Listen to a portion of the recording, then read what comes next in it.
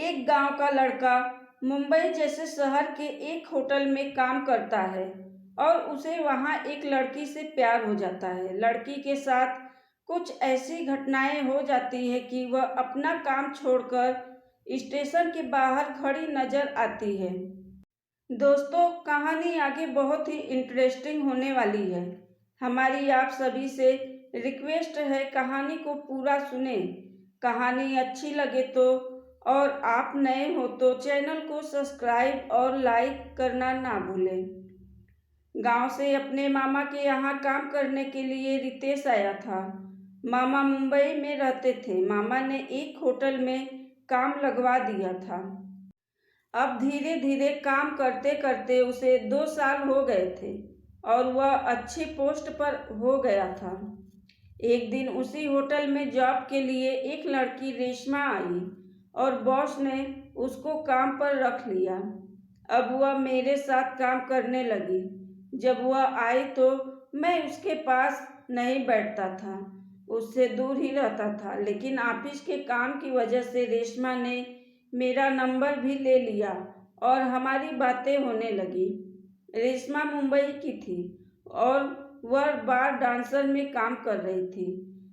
मैं रेशमा के पास नहीं बैठता था तो वह मुझे व्हाट्सएप पर मैसेज करती कि क्या हुआ, मेरे पास क्यों नहीं बैठ रहे हो, मुझसे दूर क्यों बैठते हो। मैं डांस बार में काम करती हूँ इसलिए। तो मैंने भी कह दिया मुझे अच्छा नहीं लगता इसलिए दूर रहता हूँ। उसने कहा, अच्छा जी, मैं आपको अच्छी नहीं लगती हूँ। मैंने कहा, नहीं नहीं, ऐसी बात नहीं है। रेशमा बोली, फिर कैसी बात है। मैंने कहा, बस ऐसे ही, कह के बात टाल दिया। न जाने क्यों मैं उससे अपने आप को दूर रखने की कोशिश करता था। तब भी उसकी लगातार कोशिशों से धीरे धीरे हमारी बातें होने लगी और मुझे वह काफ़ी अच्छी लगने लगी। उसकी प्यार भरी बातें मुझे उसके करीब खींचती ले गई और हम दोनों में काफ़ी नज़दीकियाँ बढ़ने लगी। अभी तक हम दोनों के बीच प्यार जैसा कुछ भी इजहार नहीं हुआ था। तब भी हमारे बीच दोस्ती कुछ ऐसी हो गई थी कि देखने वाला यही समझे कि हम दोनों लव कपल हैं। कभी रेशमा मुझसे कहती कि चाय पिलाओ तो मैं उससे हंसकर कह देता कि नहीं, आज तुम पिलाओ। हम दोनों हंसी मजाक करते हुए एकदम बचपन के दोस्तों की तरह लड़ने लगते। कभी वह मुझसे कहती कि आज यहाँ जाना है, आप मेरे साथ चलो। मैं पहले मना कर देता कि मैं नहीं जा रहा हूँ, मेरे पास टाइम नहीं है। तो वह मुझसे लड़कर हक से चलने की कहने लगती। फिर बस में उसको लेकर निकल जाता था। इसी तरह वह मेरी ज़रूरत जैसी बन गई थी। एक दिन उसने कहा, मेरा जन्मदिन है और मैंने पार्टी रखी है, आपको ज़रूर आना है। मैं शाम को तैयार होकर उसकी पार्टी में गया, लेकिन उधर पार्टी में कोई था ही नहीं। मैंने उससे पूछा, बाकी सब लोग कहाँ हैं? उसने कहा, कोई भी नहीं है, बस मैंने आपको ही बुलाया है। मैंने उससे पूछा, केवल मुझे क्यों? तो उसने कहा, मेरा यहाँ कोई नहीं है, मेरी फैमिली वाले सभी बाहर रहते हैं। मैंने कहा, चलो भाई, कोई बात नहीं, पार्टी करते हैं। हम दोनों ने केक काटा और मैंने उसको गिफ्ट दिया। उसके बाद खाना खाया और मैंने उससे कहा, बहुत समय हो गया है, अब मैं चलता हूँ। उसने कहा, आज यहीं रुक जाओ ना। मैंने कहा, नहीं, कल ऑफिस भी जाना है और काम भी है। फिर उसने मुझसे कहा, रितेश, मैं आपसे आज कुछ मांग सकती हूँ, मेरा जन्मदिन है। मैंने कहा, हाँ मांगो, मेरे बस में हुआ तो ज़रूर दूंगा। उसने कहा, मैं आपको पसंद करती हूँ, इसलिए आज आप मेरे पास यहीं रुक जाओ। मैंने उसकी आंखों में झांकते हुए कहा, ठीक है, लेकिन अब से तुम मुझे आप नहीं कहोगी। वह मेरे गले से लग गई और उसने मुझे किस किया। मैं भी जवान लड़का हूँ, मुझसे भी कंट्रोल नहीं हुआ और मैंने भी उसको किस कर लिया। हम दोनों एक दूसरे के साथ दो बिछड़े प्रेमियों की तरह से प्यार करने लगे। उस दिन उसने मुझसे कहा, तुम कुछ कहना भूल नहीं रहे हो? मैंने कहा, क्या? वह हंस दी और बोली, मैं क्यों बताऊं? मैं उसकी आंखों में झांकने लगा और वह भी मेरी आंखों में कुछ खोजने लगी। कुछ ही देर तक उसकी आंखों में झांकने से मैं एकदम से सिहर सा उठा और मुझे मानो उसकी आंखों ने ही वह बता दिया था कि मैंने अब तक रेशमा से अपने प्यार का इजहार नहीं किया है।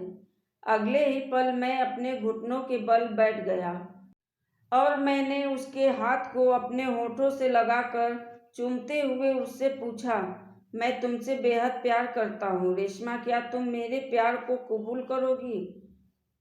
उसने मुझे खींचकर उठाया और मेरे सीने से लिपट गई। हम दोनों एक दूसरे में खोने लगे थे। फिर मैंने टाइम देखा तो रात के 12 बज गए थे। फिर हम दोनों चिपक कर सो गए। सुबह मेरी आँख 5 बजे खुली तो वह मेरी बाहों में दबी हुई सो रही थी। उसके बाद मैं तैयार होकर ऑफिस चला गया और कुछ देर बाद वह भी ऑफिस आ गई। हम दोनों का ऑफिस का काम पूरे दिन चला। बार का एक रेगुलर कस्टमर रेशमा के साथ बदतमीजी करने लगा। फिर किसी तरह से होटल के स्टाफ ने समझा बुझाकर मामले को रफा दफा किए और रेशमा चली गई। फिर अगले दिन रेशमा होटल नहीं आई। उसका मोबाइल फ़ोन भी बंद आ रहा था। करीब 2 महीने बीत चुके थे पर मैं उसको भूल नहीं पाया था। वह मेरे दिल में घर कर गई थी। एक दिन मैं रात को एक स्टेशन से गुजर रहा था तो मुझे रेशमा दिख गई। वह मुझे देखते ही जाने लगी तो मैंने उसे रोक लिया। अब वह रोने लगी और मैं उसे अपने सीने से चिपका लिया। फिर पूछा, क्या हुआ है रेशमा? उसी दिन के बाद तुम होटल भी नहीं आई और अपना फ़ोन भी बंद कर दी हो। तब रेशमा ने बताया कि उस रात जब मैं घर जा रही थी, वह जो आदमी था कुछ लोगों के साथ मुझे गाड़ी में जबरन बैठाकर किसी अज्ञात जगह पर ले गया। 1 महीने तक मेरे साथ गलत किया, फिर बड़े बड़े लोगों से पैसे लेकर मुझे सौंप देता था। फिर एक बार पुलिस के पास जाने की सोची, फिर नहीं गई क्योंकि वहाँ जाने से भी कोई फायदा नहीं होता। वह तो पैसे वालों की सुनती है। अब बताओ मैं कौन सा मुंह लेकर तुम्हारे पास आती? इतना कहकर रेशमा चुप हो गई। मैंने उसे फिर से गले लगाकर कहा, तुम मुझसे शादी करोगी? रेशमा बोली, रितेश जी आप बहुत अच्छे हैं इसलिए मैंने आपसे कुछ भी छुपाया नहीं, जो सच था बता दिया। आप तो इतने अच्छे हैं कि कोई भी अच्छी लड़की खुश रहेगी। मैं आपके लायक नहीं हूँ। अब मैं रेशमा को शादी के लिए मनाने लगा तो रेशमा बोली, अगर मैं शादी भी आपसे कर लूँ तो आप जानते हैं पति पत्नी की जिंदगी में उतार चढ़ाव लगा रहता है। कभी आपके मुंह से ये सब बात निकल गई तो मैं जीते जी मर जाऊंगी। इससे अच्छा है आप किसी और लड़की से शादी कर लीजिए। तब मैंने कहा, रेशमा मैं शादी तो तुमसे ही करूँगा, बस एक बात का ध्यान रखना कि ऐसी नौबत ना आए। हमारे बीच की पुरानी बात को याद किया जाए। फिर मैंने कुछ दिन बाद रेशमा से शादी कर लिया। घर वालों और मामा जी को रेशमा की सच्चाई नहीं बताई। फिर कुछ दिनों बाद मैं रेशमा को लेकर अपने गांव आ गया। धन्यवाद।